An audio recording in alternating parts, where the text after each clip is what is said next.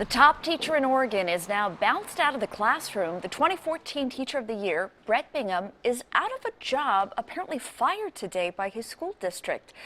Welcome to KOIN 6 News at 5 o'clock. I'm Ann State. I'm Jeff Gianola, and he tells KOIN 6 tonight he was let go because of his complaints of bullying and harassment. But the district tells us that's not the case. Lisa Balick talked with that teacher just this afternoon. What do you have to say, Lisa? Jeff, Bret Bingham is a special ed teacher with the Multnomah Education Service District. He helps teens transition to work and learn life skills. He was even recognized and met with President Obama last year. But now he's been fired. Bigham, who is openly gay, told me troubles with the district started after he publicly brought it up at speaking events. He claims he was told not to do that anymore by a supervisor. He eventually filed complaints of discrimination and bullying with the State Labor Bureau and the Teachers Commission. When I say bullying and harassment, they started to dismantle my program. They transferred my staff.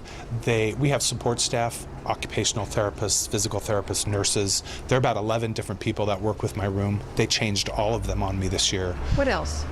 They were giving me the orders that I couldn't write or speak in public.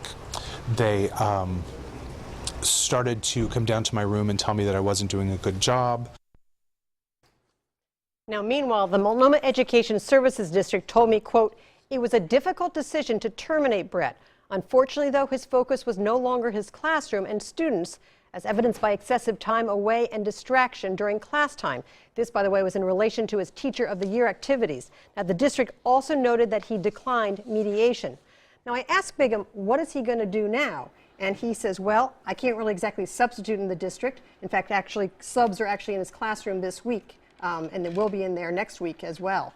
Now, he says, though, he will wait for the state to rule on his complaints. I asked him, though, would he go back to that classroom? Right. And he says, yes, absolutely, especially for those kids. You know, Lisa, what's unusual is often in these situations, the school district says, hey, we can't comment on a matter like this, but they issued a pretty pointed comment right there.